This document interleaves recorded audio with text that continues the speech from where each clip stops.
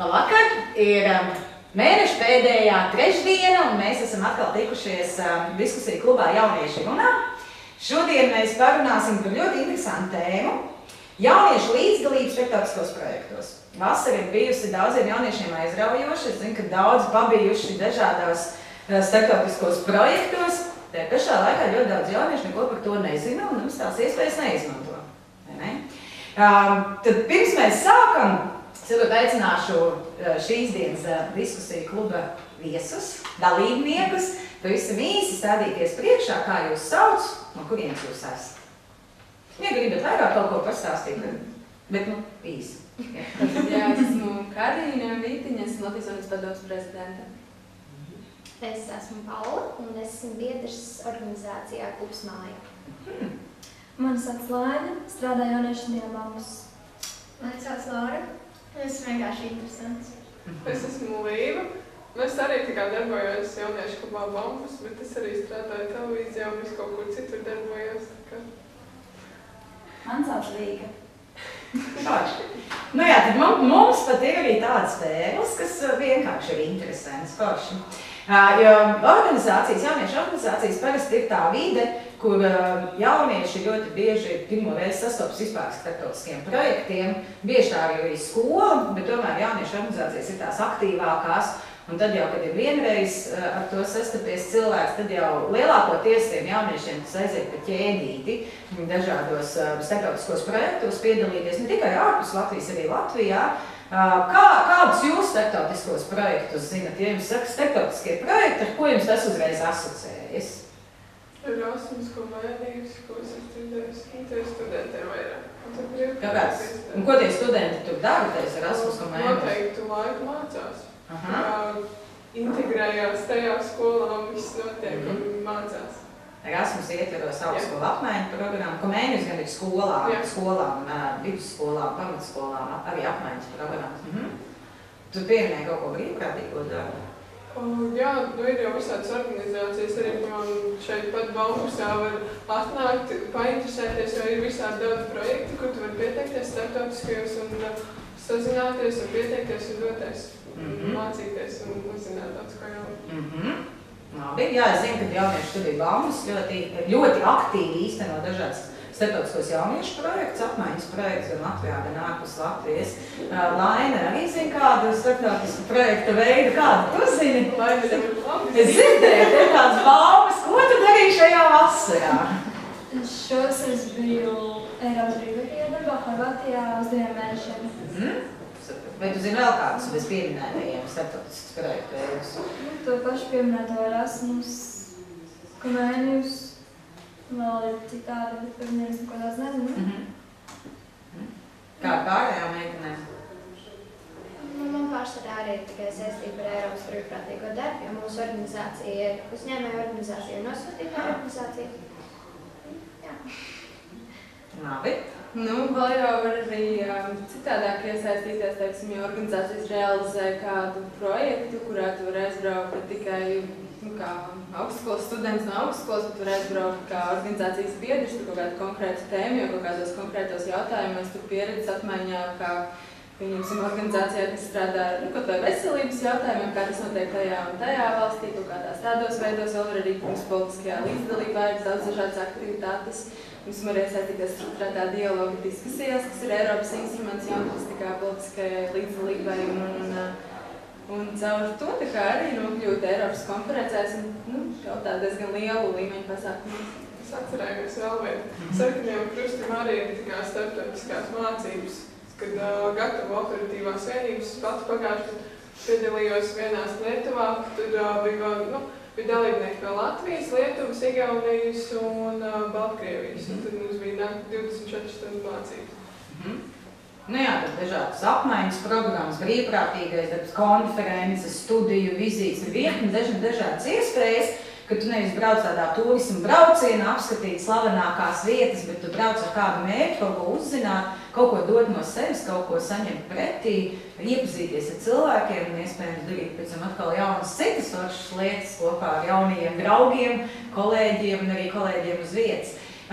Jā, tā kā jūs minējāt, Vai projektos iesaistīties, tā kā aizejot uz organizāciju, painteresējoties, kādu viņi piedāvāja, tā kā caur organizācijām? Kā vēl var iesaistīties dažādos šādos starptautiskos projektos? Ir jau paši, es ar skolu braucu šā gada februārī, mēs braucām uz Strasbūru, tas arī bija tāds konkurss, ko veidoja Strasbūrā Eiropas parlaments. Tas viņš saucās Eiroskola, un tad mums vienkārši uz skolu atsūtīja piedāvājumu, ka mēs tur visu nolikumu, kas ir jāizdara, un mēs piedalījāmies tajā konkursā, un tad mums uzaicināja vizītē, un tur arī bija ne no visām Eiropas valstīm, bet tad no ļoti lielas daļas Eiropas valstīm. Tā kā skola jaunieši aizbraukuši, un tad mēs iejutāmies īstu parlamentāriešu lomās, sēdējām viņu tā kā ložās tajās tribīnēs un balsojām un diskutējām un bija baigīgi. Tad piedaloties konkursā, jūs izdarījāt kādu mājas darbu, un tad bijāt tik forši šajā konkursa konceptā, ja, kad braucāt tikties ar citiem jauniešiem. Kādas vēl ir iespējas, ko jūs zinat, kā iesaistīties starptautiskos projektos? Ir gūt starptautisku pieredzi. Pats var interesēties, tu jau pašam, man liekas, Googlē iemet informāciju, ka tev tā kā starptautiskie projekti, jauniešu apmaiņa, un tu tur atvērs veselu virkni visādi brīnumi. Pareizi, tas arī brīnumi.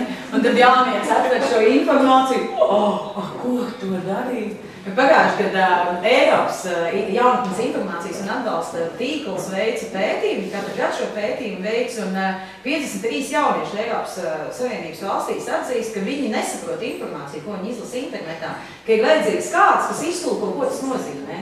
Jo tā ļoti bieži es arī esmu dzirdējis no jauniešiem, kad atnāk jaunieši, un tad viņi saka, tas uz mani arī attiecās, kamēr nav kāds, kas pasaka viņiem tādā vienkāršā valodā, vai tā ir skolotājs, vai tas ir vai skolotājs, vai jauns darbinieks, vai kāds aktīvists jauniešu studijā vai organizācijā, tad patiesībā tiešām ir diezgan sarežģīti to informāciju saprast, jo īpaši tad, ja jaunieši vēl nepārzina svešvalodas, ja viņi runā tikai latviešu valodā.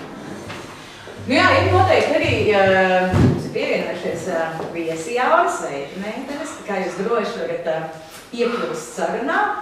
Ir arī noteikti dažādas stipendijas, uz ko var pieteikties jaunieši, kas arī ir viens no veidiem, kā braukt kaut kur un gūt pieredzi. Un es zinu, ka Latvijas jauniešiem patīk dažādas stipendijas, ko izsludina ASV, dažādas organizācijas, institūcijas, jo es nezinu, kāpēc un kā tas nākas, bet Latvijā jauniešiem Amerika ir viena no tādām sapņu zemēm. Ja?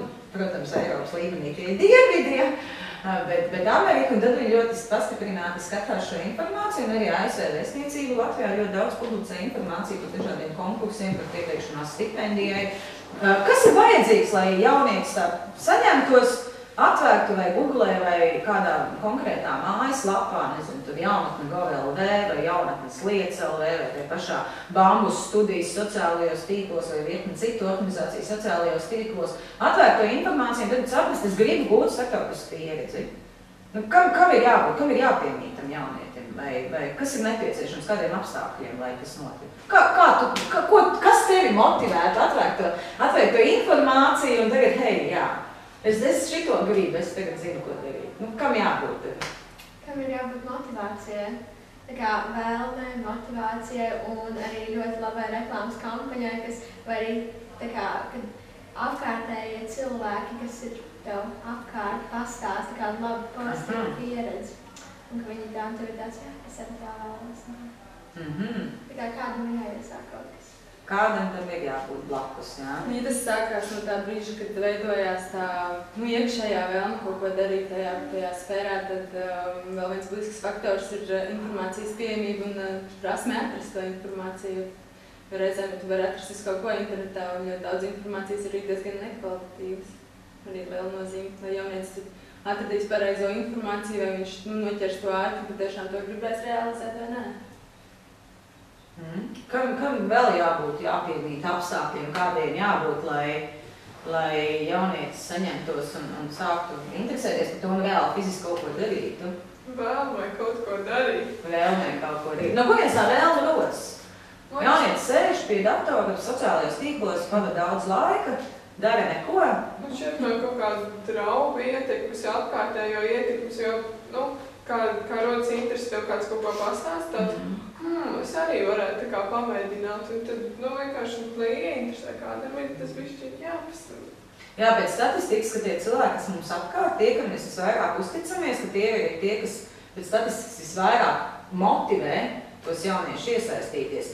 Ļoti daudz jauniešu pēdējos gados novērtē ļoti augstu arī dažādas konferences fórums, kas notiek Latvijā, jo viņi zina, ka tur būs citi jaunieši ar citu pieredzi, ar citu informāciju, un attiecīgi viņi savukārt pastāstīs pārējiem, ka tas tāds forši informācijas avots ir. Tā kā patiesībā nav nemaz jābūt starptautiskam pasākumam, lai būtu tās sākuma ceļa sākuma posms kaut kādai dalībai uz starptautiskiem pasākumiem. Es varu no vecāku puses pateikt to, kad manai meitai 19 gadi, un viņi nedaudz noguruši, mēs pagājušajā nedēļā runājam par formālo izglītību, par neformālo, ja?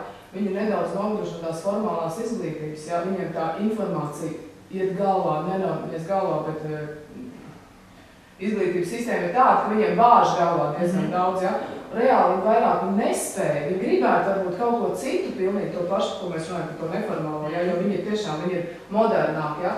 Bet viņi saka, man nav spēka, es saku, klausies, man vajag labā idejas, jūs varat visi klasi savāties par kaut ko to, viņi saka, mēs negribam, mēs esam noguruši, vienkārši esam noguruši, mēs vairāk fiziski to nevaram galvā sabāst.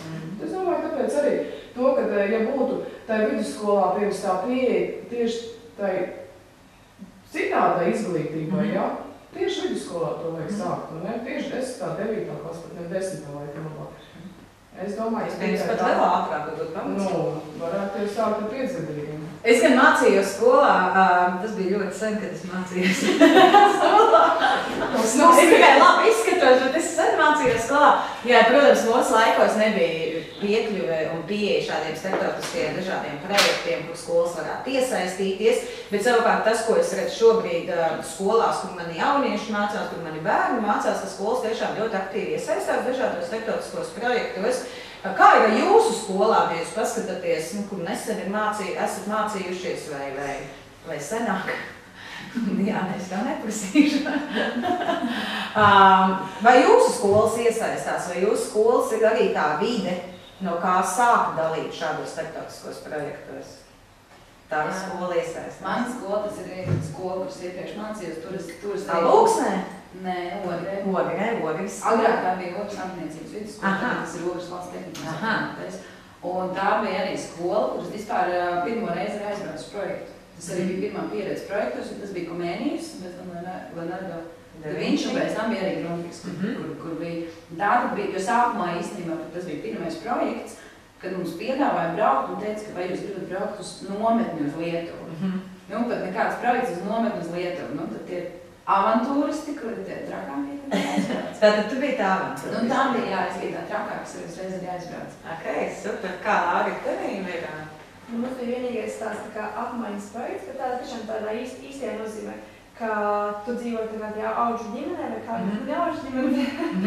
Viesģimenē. Jā, viesģimenē, kuri tā kā tevi uzņem. Un pēc tam ir arī tev tas pats bērns jāuzņem. Uz cik ilgu laiku jūs dzīvojāt tā viens pie otras? Es nedzīvoju, bet es atceros, tad, man es koram 2 nedēļām kaut kas tāds aptuveni. Bet tur vēl bija tas, ka vienkārši, kad liela daļa vai vienkārši viņi nevarēja uzņemt pie sevis, vai negribēja. Un arī tas, ka tas vienkārši bija tā kā dzirdēts daudz negatīvas atsauksmes arī, piemēram, atbrauc tā kā tas tajā viesģimenē, no viesģimenes tas bērns vēl tieši otrā, ka tu aizbrauc. Ka vienkārši tie vecāki mēs būtu tik dažādi, tāpat ir tas bērns un tā pilnīgi nesaskan man tur vispār, neiet vispār ārā, vienkārši sēdi mājās, to neko tā kā nepiedāvā, jo tur tomēr ļoti liela iniciatīva tieši tiem vecākiem. Bet jā, un tādā ziņā, ka tā mums bija īstenībā tāda vienīgā, bet teikt tāda starptautiskā, tā nebija īpaši tāda pozitīva, tādā ziņā, man tas vispār neveicināja. Un es arī tur neaizbraucu tā jums dēļ, man vienkārši vecāki pateica, nē, mums neviens nedzīvos svešs, ko es arī saprotu, ka nejūtās pēkšņi kaut ko tādu. Jā, tāpēc mums skola ne, bet... Bet vai skola turpināja pēc šī projekta? Turpināja, jā, tur reizēm brauca kaut kas, bet tā, tur arī, viņš bija tāds salīdzinoši tā nepopulārs, jo tas atsauksmes arī bija tāds divējāds, citam bija labi, vienkārši kā paveicās. Citam bija forši, tā kā tas tā pieredze, tajā ģimenē. Tiešām tā, ka tur bez uzēja, ka visur tur ved un tur visu, ka tur izmaksāja skolām, ja vajag nav tā kā nav tik daudz līdzi, bet citiem vienkārši, jā, tur bija tā bēdīgi. Bet daudz skolā atkal bija, ko citu, ne par Leonardo da Vinci, to es tikai vēlāk vispār pati meklējot, vispār uzzināt tādu vispār esot bijuši un tā. Un kā jāizmanto, man tā pieredze vairāk tāda tikai tāda pamatāka. Un kad kaut kas ir bijis, bet tāds pats minimālākais. Kā pārējās skolās? Mums komēdijas un Leonardo. Kurā skolā? Rīgas attiecības vidusskolā. Jā. Nu, es pat tur neiesaisties, tāpēc, ka es tā kā dzīvoju kopīgties, un tad, ko es varu izdarīt pie sevis, kāda viena, bet jā, man daudz draugi tā kā piedalījās un brauca, un bija Venecijā, un tad mums skolā bija, tas bija, man liekas, mais, mēs ar koru vēl dziedājām 5 valodās, poļi bija pie mums, turki, itāļi, spāņi, man liekas, arī, jā. Un tad, jā. Un tāds jautājums, kas jūs iesaistīt tāds Eiroklubiņš vai mācību daļa? Man liekas, mācību daļa. Mums ļoti aktīvi direktori, viņi visur kaut kur iesaistās. Tas arī, tas ir, var sakot, tādā diskusijās vajadzētu dabūt kādu mācību daļas pārstāvu, jo, es domāju, ka direktoriem to nevajag, ne? Kā pārējām skolām? Man arī tieši pirmā pieredze starptautiskajos projektos bija no skolas, tā pašā Komērijas projektā. Mums tur arī brauca līdz arī gan skolotāji, direktori, gan arī pašvaldības pārstāvi. Kurā skolā tas bija? Ogasās gimnāzija. Ogri, tātad mums te izrakstās jau. Jā, mēs braucām uz Turciju. Uz nedēļu arī dzīvojām viesģimenēs. Man ļoti patika. Kā tavā skolā? Manā skolā es tā īsti neesmu interesējusies, bet esmu dzirdējuši ļoti daudz, tā kā, ka mums brīži e-klasē pienāk e-pasta par iespējām doties apmaiņas programmās. Tā kā, mums ir direktora vietnieks, un arī direktora vietnieks, kas iesūta e-klasē informāciju, ka ir piedāvājis tās projekts, bet tā kā mums tas nav īpaši aktuāli un aktīvs. Kurā skolā tas ir? Es mācos Priekšvalsts pirmajā gimnāzijā, jā. Nē, tas ir aktuāli un tā, bet cilvēki var domāt arī par mācīšanos tā, bet nē, tā kā mums ir pieeja informācija tā, un es cenšu, lai neiesaisties. Tad es esmu dzirdējis, ka jums pirmā gimnāzija ir viena no tām aktīvākām skolām, kas man piedāvā arī neformālu izglītību. Nu, tieši tā, jo viens ir tās skolas pašas sadarbības, bet otrs ir tas, ka viņi piedāvā, vai nosūta to informāciju, kas tiek piedāvāt no nevalstiskajām organizācijām, no biedrībām vai nodibinātiem fondiem. Tas tieši ir jaunam darbībā, repetējas Erasmus apmaiņas. Kā tavā skolā? Man iepriekšējā skolā, Ventspils 2. pamatskola, arī sākās. Arī sākās ar Komērijas. Mēs uzņēmām lietuviešu, mēs braucām uz Lietuvu, palikām skolā. Tagad es mācos Rīgas valsts 3. gimnāzijā, un es īsti neesmu ievērojis ļoti lielu aktivitāti, bet bija brauciens uz Itāliju, arī tika apmaiņas programmu. Tur arī nedēļa dzīvojās mūsu skolā pie viesģimenēm, un tad brauca uz Latviju. Atsauksmes bija labas. Es pat, diemžēl, netiku, jo tā iespēja bija dot tiem skolēniem, kas mācās itāļu valodu. Tā, skaidrs, ka nemācies itāļu valodu. Bet atsauksmes bija labas. Pats direktors arī brauc. Kā tavā skolā, kuriem? Es pat esmu kā no Limbažiem, un laikā, kad es mācījos vēl pamatskolā, man tāds laiks neinteresē, līdz ar to es negribu samilot. Es pieļauju, ka gan jau, kad Limbažu šāda skola ir diezgan aktīva, es ticu, ka viņa realizē diezgan daudz dažādas šāda tipa aktivitātes, bet es zinu, ka man ir draudzenei māsa, kas pati ir bijusi, viņa šogad beidz 2. klasi, viņa pati bija Zviedrijā, gan arī uzņēma pie sev zviedru meiteni. Un man šeit ir tā apmaiņa, tā paša tipa. Tad viņa mācās 1. vidusskolā Limbažu, tas nozīmē, ka tur noteikti šo realizējā. Un augstskolas laikā, protams, Erasmus+, un ne tikai kā mācīties, bet arī Erasmus+, bet Erasmus programmu, kad varēja braukt ne tikai mācīties, bet arī mācību praksi iziet ārzemēs, un mums īstenībā vairāk kursus biedri to arī izmantoja. Tad ir organizācijas kā vide, kur mēs varam gūt šo atbalstu, ir arī skolas, un tiešām, man liekas, mūsdienās ir vien vairāk un vairāk skolas iesaistās tajā iespējā. Manuprāt, jau vēl pēc 5 gadiem jauniešiem pajautāt, kādos starptautiskos projektos tu esi bijis, un tad, protams, procentuāli būs daudz vairāk, kas teiks, jā, tas taču ikdiena ir. Kas savukārt, paskatoties 5 gadus atpakaļ, pavisam nebūtu tā ikdiena, nebija. Bet tie ceļi arī, kā nonāk līdz šiem starptautiskiem projektiem, jauniešiem ir ļoti, ļoti dažādi. Es zinu 2 pilnīgi atšķirīgus stāstus, un es gribētu aicināt Laini un Karīnu pastāstīt par savu pieredzi vai tādu īso, kāpnīti pa kāpnītei, bet varbūt es sākšu ar Karīnu tiešā iemesla dēļ, ka viņa teica, ka skolā mani tas vēl neinteresēja. Bet es zinu, ka pēdējā gada laikā ir ļoti daudz, kas tavā dzīvē noticies. Varbūt pavisam ir īsi ieskicēt, kā tu no tādas līpašas foršas meitenes esi nonākusi starptautiskā apritē. Tas viss sākās ar to, ka dažādu apsvērumu dēļ savā dzīvē es nonācu tādā brīnišķīgā organizācijā kā Latvijas mazpulki. Es tur realizēju brīvprātīgo darbu caur Nodarbinātības valsts aģentūras programmu. Un caur turieni es nonācu līdz Latvijas jaunatnes padomē, kas tajā laikā meklēja cilvēku, kas brīvprātīgi strādātu ar sagatavot Latvijas jaunatnes padomi Eiropas prezidentūras laikam, kad Latvija būs prezidējošā valsts. Es pieteicos, un viss sākās ar to, kad man sākās ļoti daudz liels informatīvais ceļš par to, kas tad ir strukturētais dialogs, reģionālo diskusiju organizēšanā, iesaistīšanās visos tajos procesos, un tas man aizrāva un interesēja, un pateicoties tam, es esmu nonākusi līdz tam, ka es esmu Latvijas jaunatnes padomes prezidente, un esmu bijusi vairākos starptautiskos pasākumos, kas ir saistīti tieši ar šo strukturēto dialogu, un tāds ļoti daudz pozitīvas pieredzes. Un ko tu dari šajos starptautiskajos pasākumos? Tu aizbrauc uz Eiropas jauniešu konferenci, Grieķijā, uz pludmali, sauļojies, ja?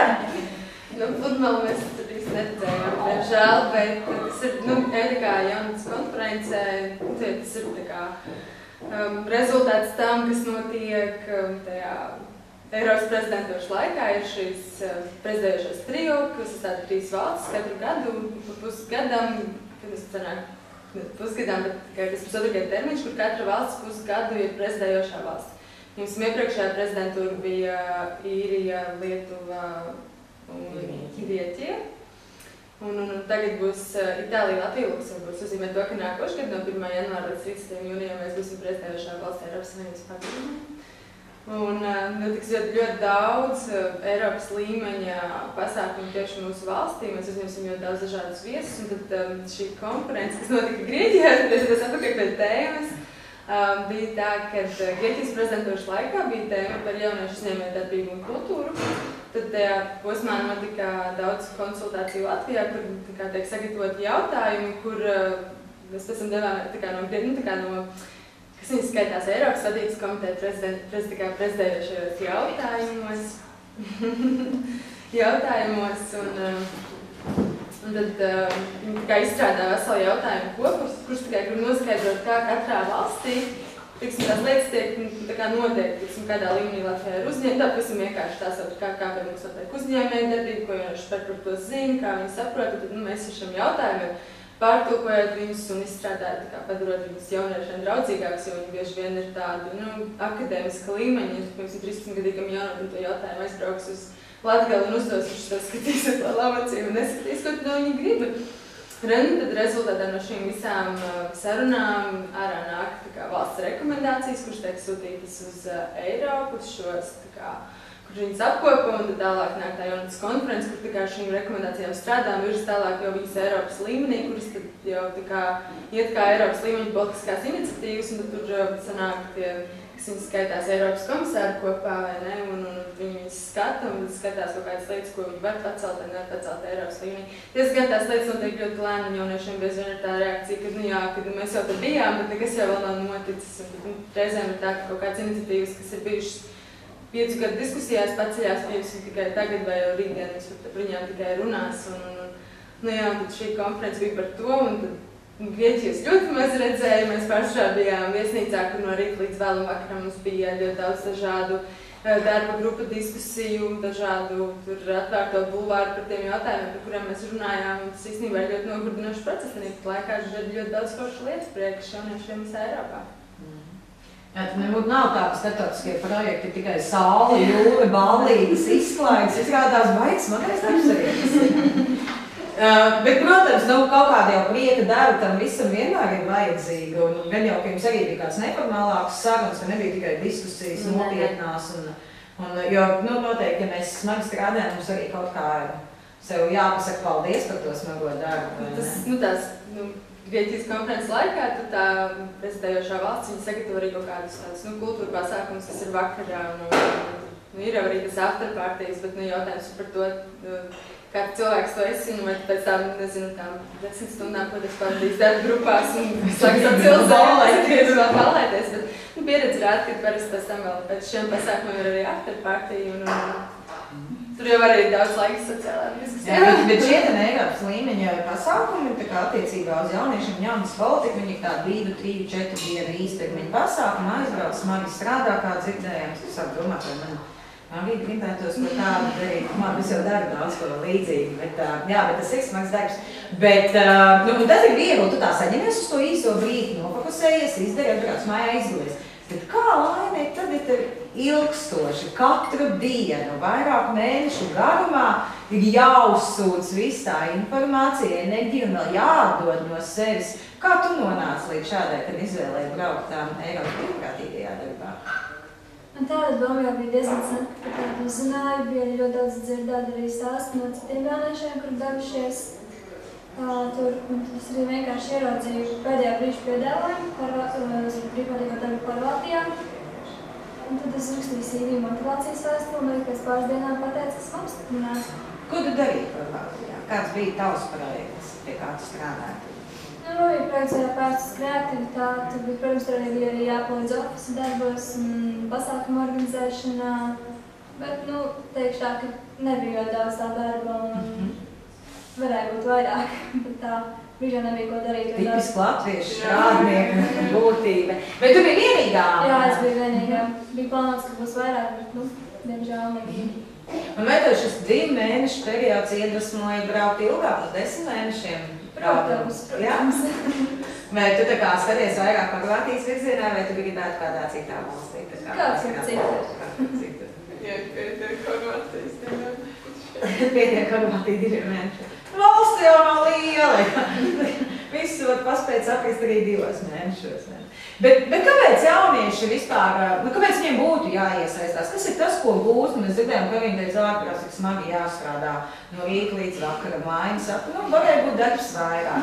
Kas ir tas, kāpēc jauniešiem būtu jāpiedalās starptautiskajos projektos? Es aicinātu varbūt katru no jums tā padalīties tādos 5 punktos. Tas skatās arī tāda, kur vairs nav jāstrādā. Ir kādas starptautisko projektu, vai tīkla, vai konferences, vai kāds studiju vizītes,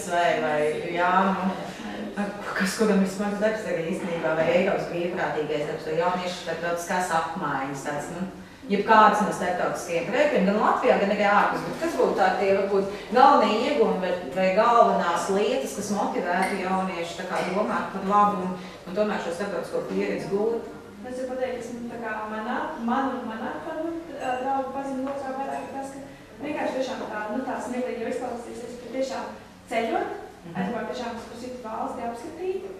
Tādā ziņā, ka arī ir vienkāršāk, nevis, ka tu vienkārši, piemēram, pats nopēc biļetes un tagad tu eju kaut kur skaties un meklēt, bet tev tomēr ir tā programma, tu zini, kur tu paldies.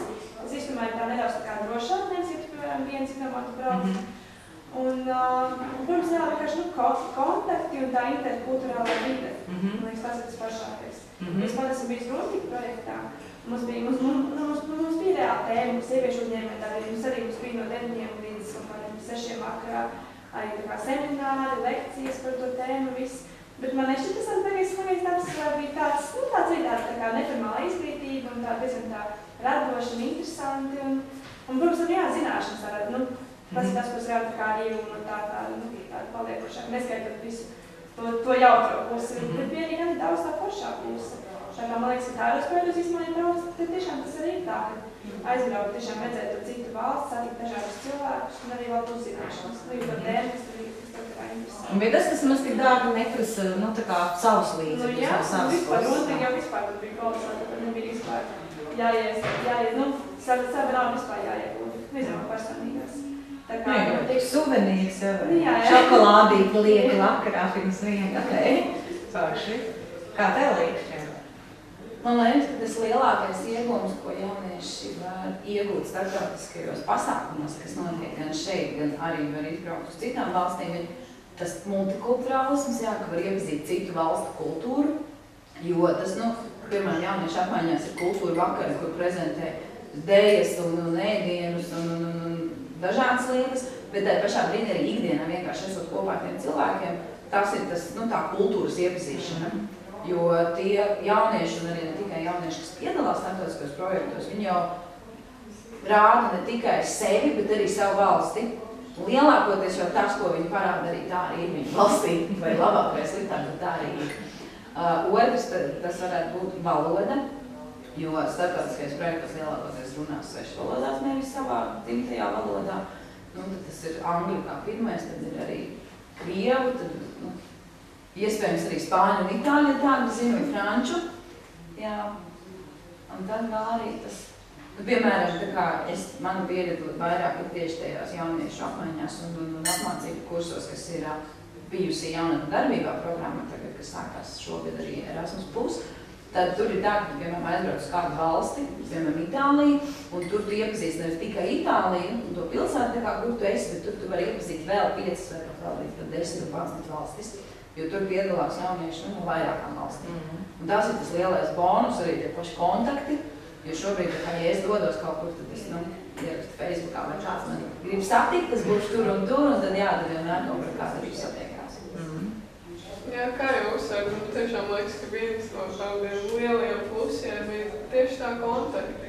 Pēc, ka, tu mazums dzīvē, tev gadīs, es nezinu, nonāk kā laidai Horvātijā, tāds, tieši tā ierakstu Facebookā, un tad uzreiz tāds, man ir kur vēl ir tāds, ja tev vakarā padarīt, ja tu varēsiet satikties vai kaut kā tā.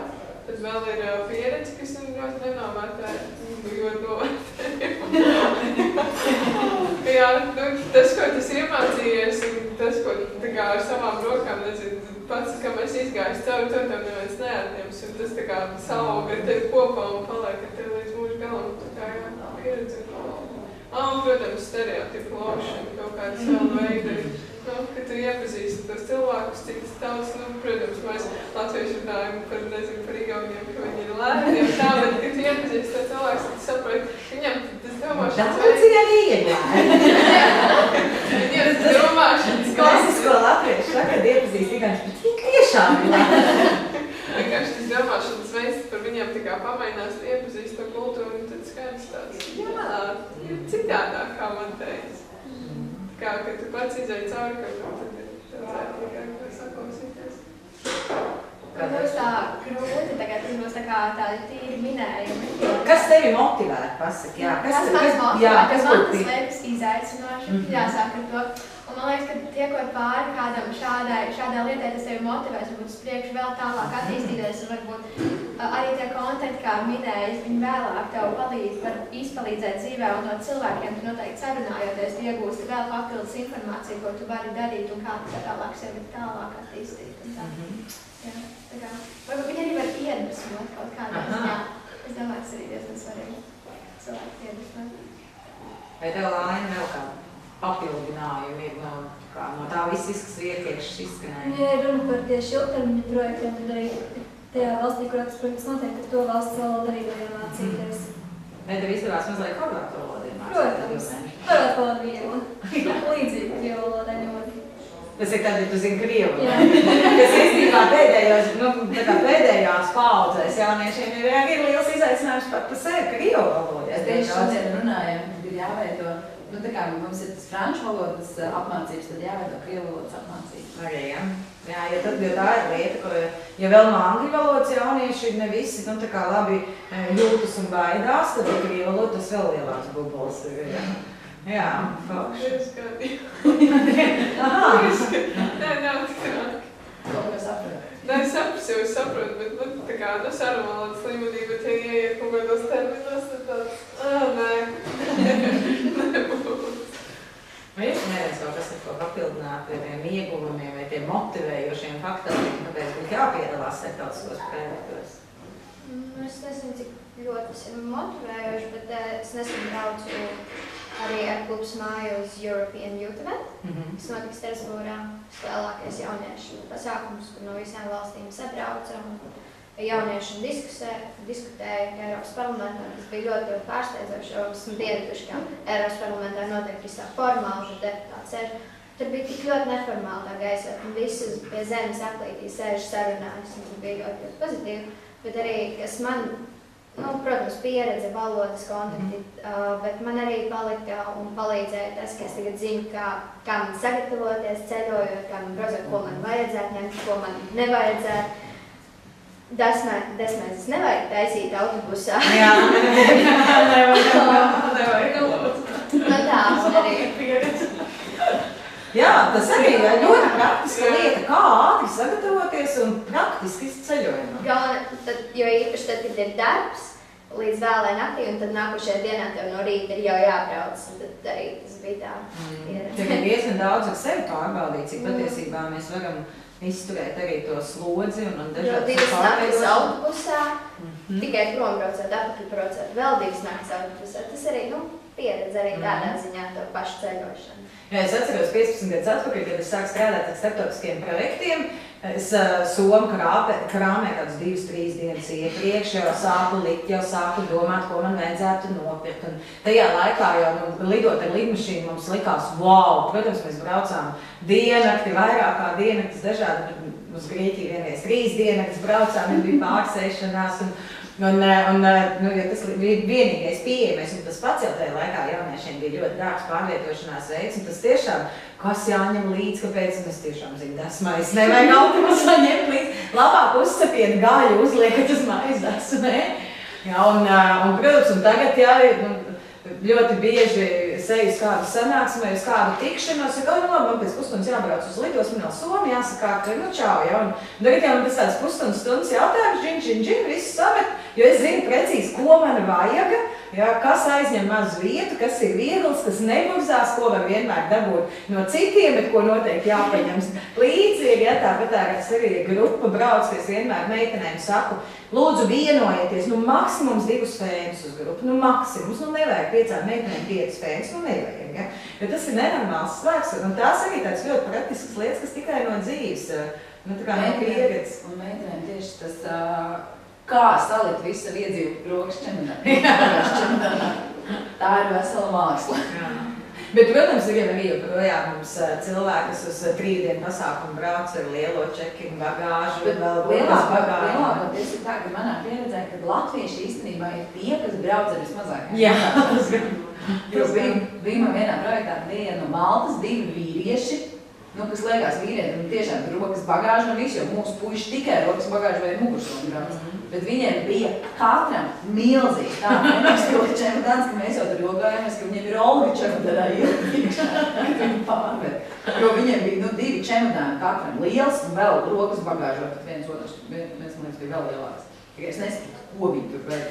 Varbūt vietu Latvijas suvenīriem. Jā, varbūt gribēju sievietes, kā es to aiznesu mājā. Es neesmu, es tur Olgas nežiekšu. Mums būtu mērķis nolaupīt ņemtu kultūrā. Vai tev vēl kaut kādi, kaut kādas lietas, kas nāk galvā?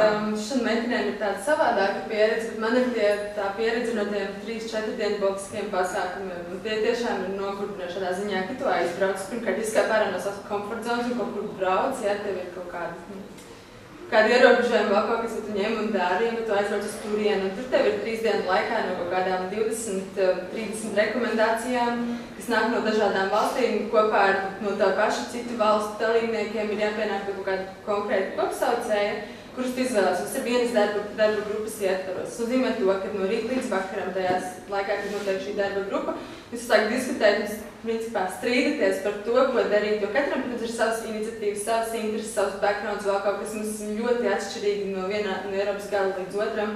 Un tajā brīdī, kad tu saproti, ka tajā valstī ir tā un tā, un es saprotu, kāpēc viņš aizstāv to un to, bet tas varbūt ir aktuāli tikai tajā valstī, bet nav aktuāls lielākai daļai citu. Un, kā to visu balansēt, tas prasa ļoti daudz enerģijas un kaut kādas interešu aizstāvības prasmes, gan arī kaut kādu sapratni, vai tieši otrādi nesapratni, gadījumā kāds cits ir pārāk bezskaunīgs kaut kādu interešu aizstāvībā. Jā, tā kā arī tematiski daudz ko var iemācīt. Jā, tur ļoti daudz īstenībā tādus personiskos skills komunikācijā var iemācīties tiešām. Kontakts. Jā. Uzaudzēt. Mēs tā kā runājam par starptautiskiem, mēs varam noteikti izmantot arī starptautiskos terminus. Jā. Zin kā jaunieši, visi tomēr arī angļu valodā runā. Bet tas, ko es esmu no savas pieredzes redzējusi, kad ļoti bieži, kad es uzrunāju jaunieši un saku, ka ir jau iespēja braukt, pamācīties kaut ko, Un tāpēc es jāņem, man jau angļola galīgi, nav, es taču angļola, es taču nebraukšu. Un tad, kad brauc vairāk cilvēki no Latvijas, mēs pēc sakam, bet brauc, tur būs grupā cilvēks, kas labi zina angļu valodu, kas palīdzēs. Un tad, kad tie cilvēki aizbrauc, viņi atverās, viņi saprot, nemaz tik slikti nav domāt. Kad tas arī ir visiem latviešiem, viņi angļu saprot, kad viņiem ir basic. Jā. Nu, tā kā viņiem ir pamat vispār zināšanas angļu valodā, ja mēs kaut kādu veidu paškritis esam pret sevi. Jo aizbraucot uz turieni, tur kāds spāns ir norādījis, ka viņam ir ļoti labi angļu zināšanas, un viņš labi ir basic vispār līmenī, ko ir pamat līmenī. Šeit pateikt, hi, What from Spain? Ar ļoti labu akcentu. Latvijas tā pašā brīdī viņam ir pilnīgi apmierinoši vidēja līmeņa, kā saka, vai pat laba līmeņa angļu zināšanas. Vienkārši viņš ir mācījies skolā, viņš nav izmantojis. Jā, tas ir valodai ļoti būtiski, ka viņi ir jāpraktizē. Man liekas, tā arī tā ļoti lielā vērtība šiem starptautiskajiem projektiem, kad var praktizēt valodu. Pareizi vai nepareizi, bet tu viņu praktizē. Jo man arī ir, kā parasti ir British English un American English. Un, protams, mūsu skolās māca pamatā British English. Man savukārt dzīvē iegadījies bija tā, ka es skolā īsti nemācījos angļu valodu. Jo, kā jāsaka, tajā laikā, kad es mācījos angļu valodu, vispār mācīju no 7. klases, un tas bija tik maz prioritātes mācīt priekšmets, ka man mainījās skolotājs katru pusgadu, un visi sāk neskapēc ar vienu to pašu, ka Lomainējiem izēm Latviju. Un tas bija reāli vienīgais, ko es aizbraucu. Stabili mācēju. Jā, to es ļoti mācēju, es aizbraucu uz savu pirmo starptautisko projektu. Tas bija arī vienīgais, ko es zināju. Es reāli sēdēju vārnīcu, un ka es dzirdu kaut kādu vārdu, es apmēram pēc skaņām mēģināju saprast, kas tas tāds ir. Un man nebija neviens latvietis apkārt, un es mēģināju vispār saprast, par ko viņi runā. Un tagad, protams, laiks ir pagājis, bet tad man dzīvē iegribozījās tā, ka es strādāju ar amerikāņiem, un man tas American English. Un patiesībā nav vajadzīgs neviens ne otrs, jo visi Eiropā runā European English un runā no tādiem vienkāršiem gramatiski nepareiziem teikumiem, bet visi saprot. Un es pat esmu sev pieķērusi, tad, kad es vadu apmācības angļu valodā, kad es tik ļoti, pat prasti jāsaka, runāju angļu valodā, to domu, lai visi saprot, gan tie, kas tur baigi tur runā angļu, gan tie, kas Lomainējiem izlīmenī runā.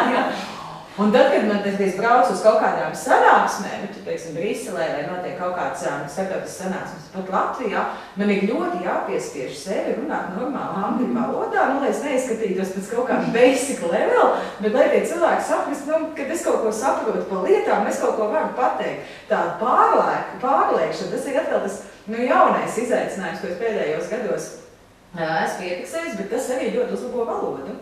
Tas ļauj iemācīties daudzas lietas, un tas arī tieši tas pats ar krievu valodu. Es ļoti cenšos maksimāli runāt ar cilvēkiem, man tik iespēja krievu valodā, pat apmācības vadu krievu valodā un nekaunos par savām kļūdām. Un tas laikam ir tas, kam ļoti var tikt pāri, ja tu piedalies starptautiskos projektus. Vienkārši naudas. Sapratīs, nesapratīs, pajautās, nepajautās, pats vainīgs.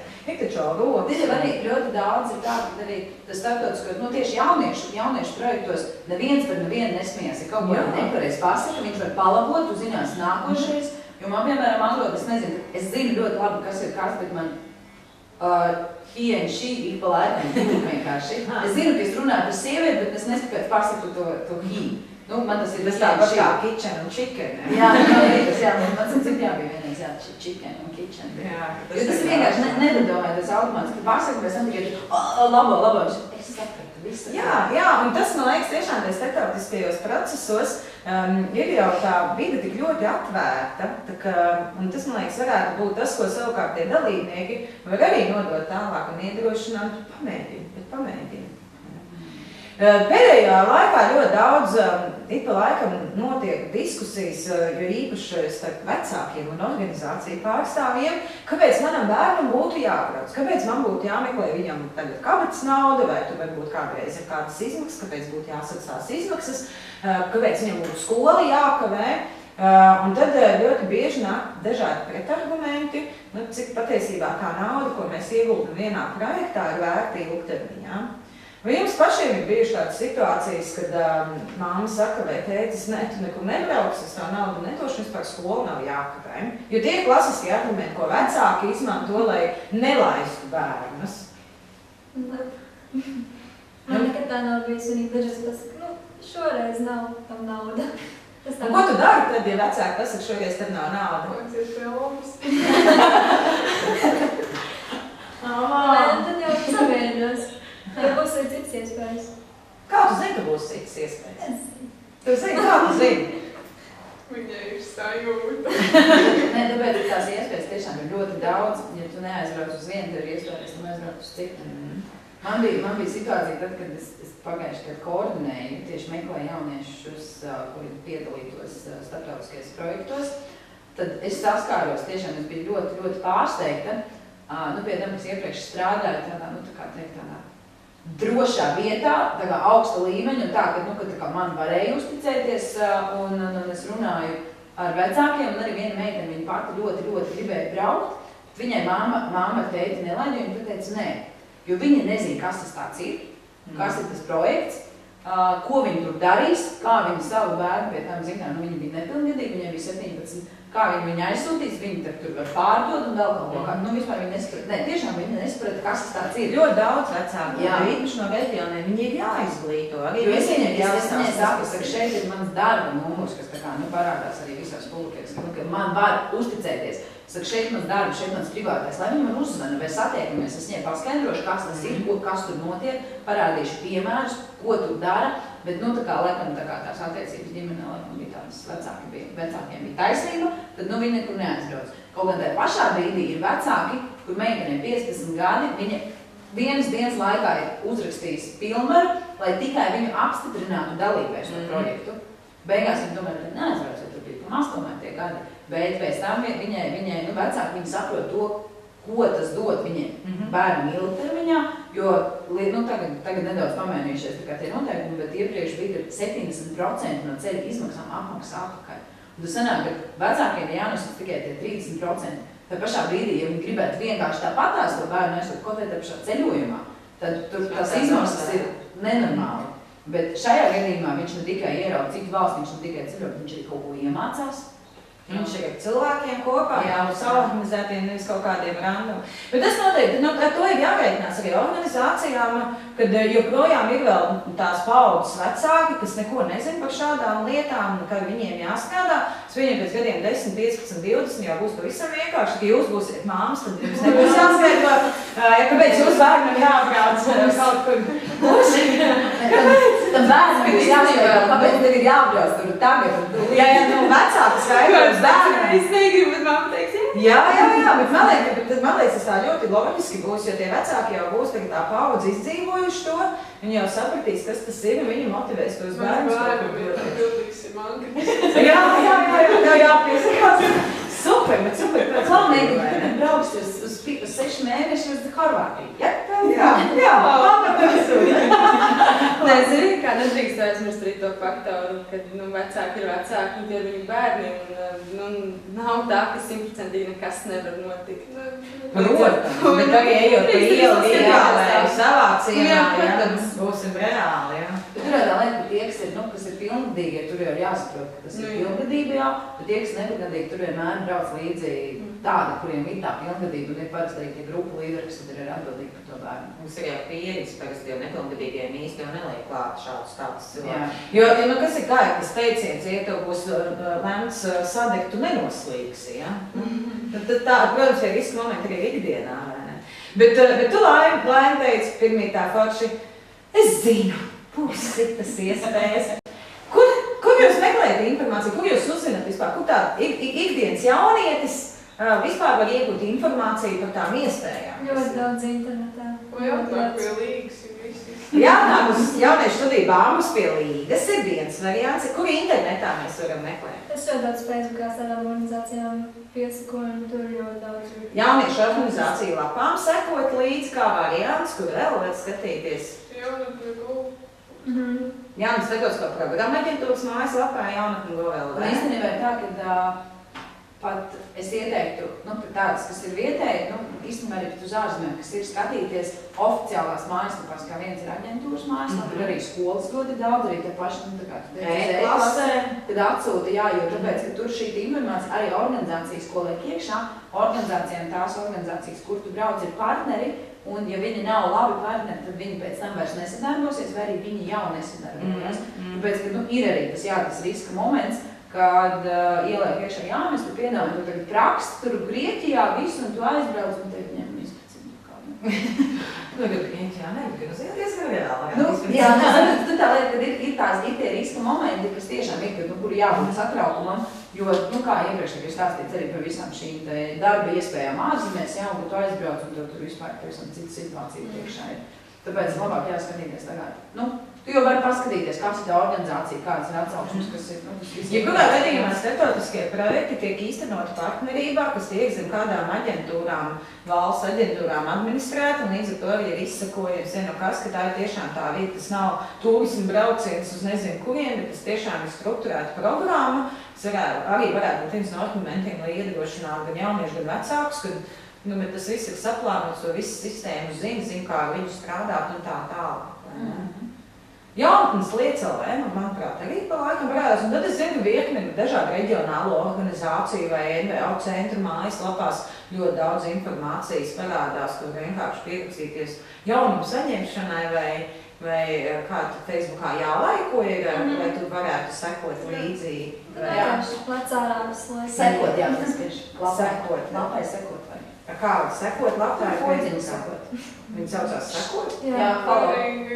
Follow. Sekot arī tiem gan latvisku uzmanības. Tā, Facebooks arī latvisku. Tāds, kurām man skatās laiku arī to laiku. Jā, laiku vai sekot.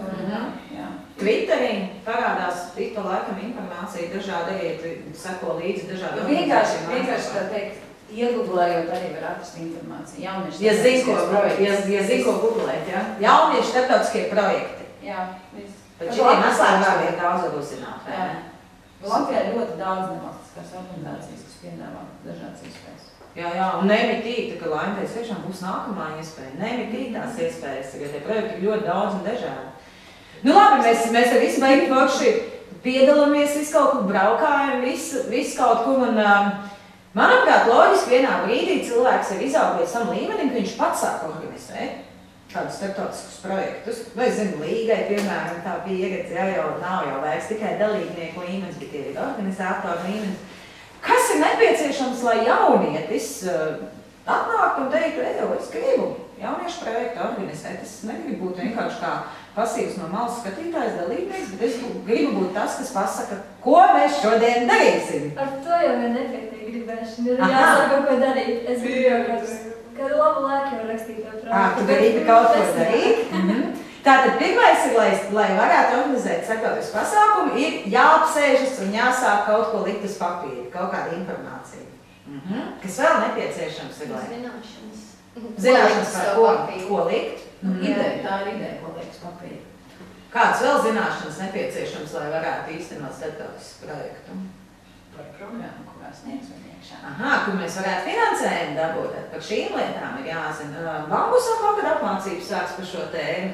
Vakar sākās, bet turpināsies vēl septembrī apmācības. 2. un 9. septembrī nākat uz Bambusu. Varēsiet uzzināt papildus zināšanas par programmām, par projektu ideju īstenošanas, par reklāmu garām ejot redzējumu. Apmācības saucās izbīdi savu projektu, kur ir tieši par projektu veidošanu un projektu rakstīšanu.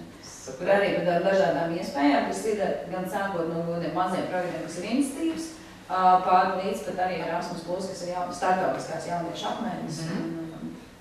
Tātad mēs zinām, kur naudu dabūt, mēs zinām, ko mēs gribam, mēs tur esam apgūši zināšanas, ko te rakstīt, kurā te sadaļā, kāds vēl zināšanas nepieciešams.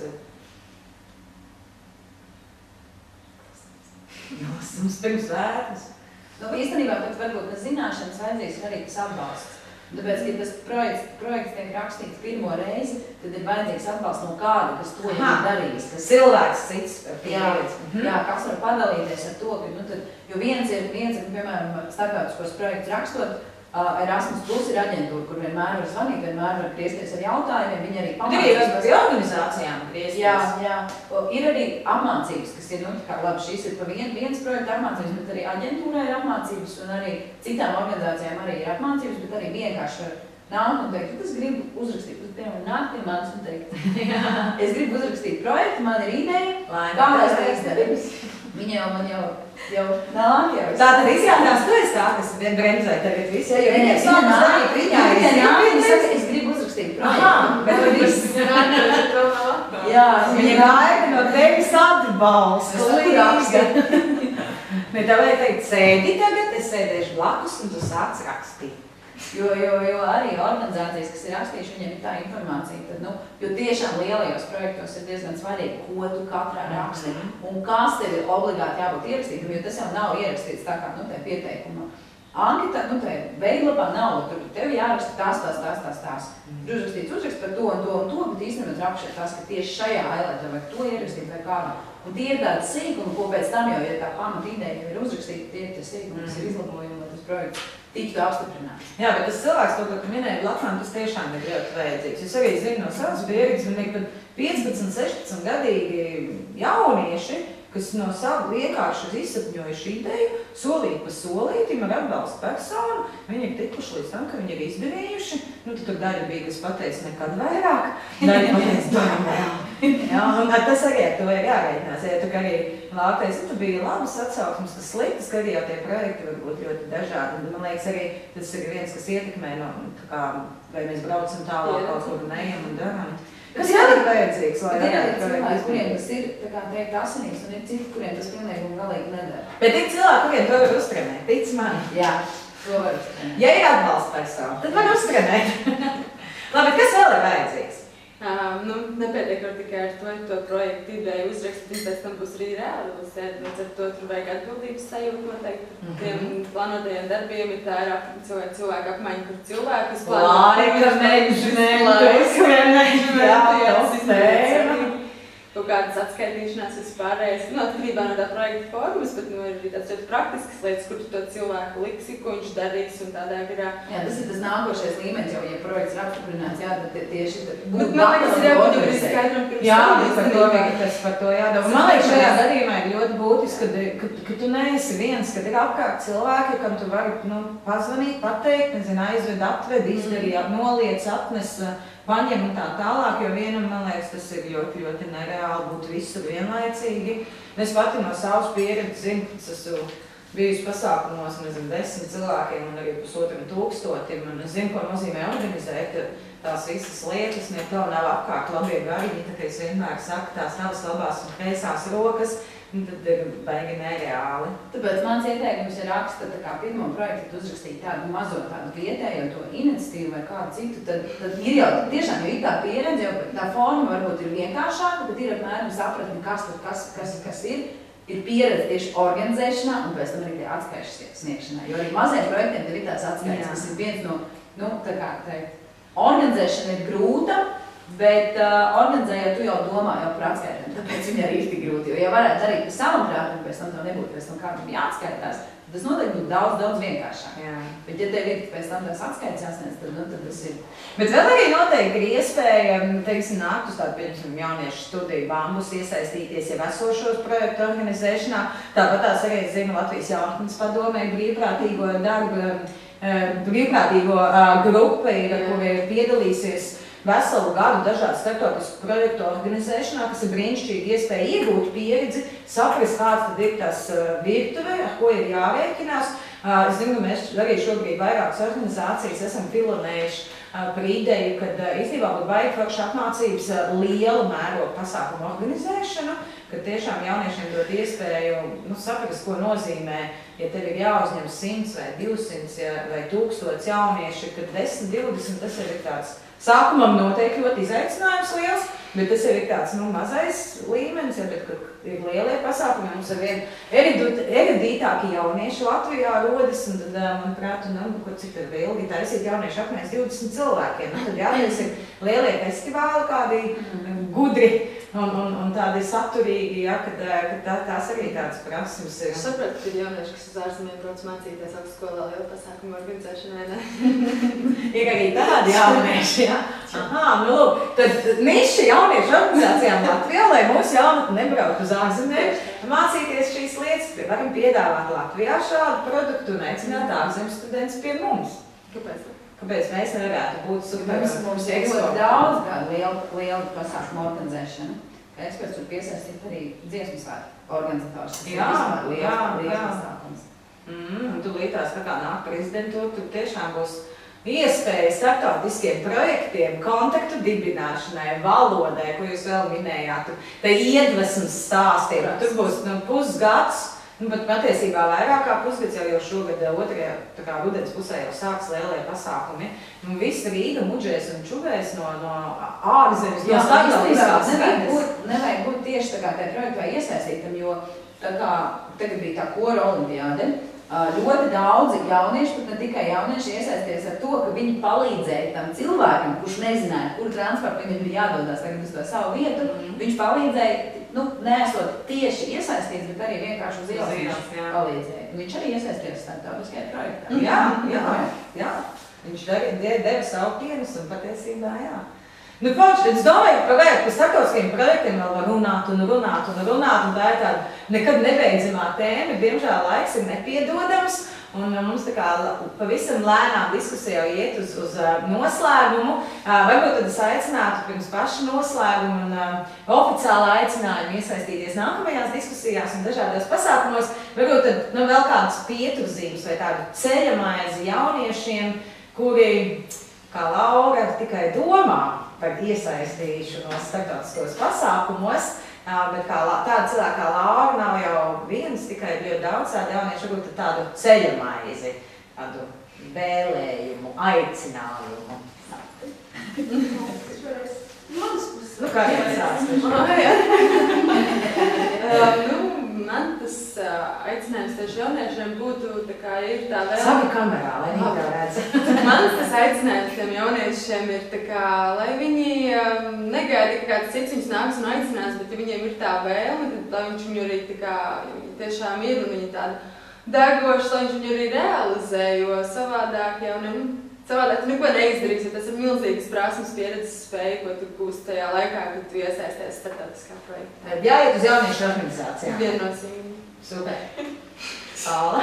Jā, šis nebūs, nezinu, ceļmaizē vai kā. Tas būs tāds maziņš knektiņš ieteikums, ko es iemācījos European Youth Event braucienā. Ļoti var ietaupīt, paņemot līdz putriņus un aizējot uz McDonald's vai Starbucks vai kur, un vienkārši paprasot karstu ūdeni, ko iedos pa brīvu. Aha! Ļoti var ietaupīt, ļoti labs. Un veselīgi un barojoši, vai ne? Super! Jā, super, ļoti praktisks padoms. Tā kā tie, kas jau ir sākuši krāmēt savas ceļasomas, putriņas, karstu ūdeni var dabūt daudz, kad bez maksas. Ārzemēs, jā. Es domāju, Latvijā vienkārši ūdeni daudz. Latvijā ir īstenībā, tam būtu daudz vietās. Kā parunā? Labi, Laine? Es teikšu ļoti īsi, vai pamēģināt, un tad jau arī redzēs, kā būs. Paldies. Nē, Laura arī saka, nav tā. Jā, paldies. Ņemšu vērā. Tas ir tā kā Laura. Prioritāte un Man šķiet ļoti svarīgi, ka ir iet un darīt un mēģināt, un tad jau viss būs forši pieredze. Ir pozitīva, ir mazāk pozitīva, bet tā ir pieredze. Tad tā kā no televīzijas izkāpjas, Tad mans ieteikums arī būs jauniešiem, un ne tikai jauniešiem, mēģināt un darīt, iesaistīties. Laura? Es teiktu, ka vienkārši nav ko zaudēt, un pat ja tagad tu šaubies par to, vienalga dari to, 99% vienkārši nenožēlos. Un tu būs laimīgs, ka tu tagad tomēr pārvarēji sev, izkāpjā, kā mēs no komforta zonas un izdarīt. Super! Jāsaka, ka šīs dienas mūsu nelielā saruna būs iedvesmojusi Laura un vēl kādu jaunieti pamēģināt iesaistīties starptautiskos projektos, jo tā kā mēs dzirdējām, neko jau īsti zaudēt nevaram, ir pieredze, ir negatīva pieredze, un mēs varam būt šādu pieredzi starptautiskos projektos. Paldies, meitenes, kad bijāt šodien šeit diskusiju klubā, jaunieši runā. Tiekamies atkal nākamo mēneša pēdējā trešdienā šeit pat jauniešu studijā Bambus, kur notiks kārtējā diskusija kluba jauniešu runā diskusija. Un tad mēs runāsim par jauniešu politisko līdzdalību. Pavisam netālu būs vēlēšanas, arī strukturētā dialoga. Prezidentūras trio tēma ir jauniešu politiskā līdzdalība. Paskatīsimies, kādas interesantas atziņas mums nāks tajā reizē vai virmos šeit un aicinām jūs arī šeit studijā, aicinām arī ikdienā nākt uz jauniešu studiju bambus un uzzināt visam brīnišķīgajām iespējām starptautiskā vidē, ko jaunieši var darīt. Paldies! Tā! Tā!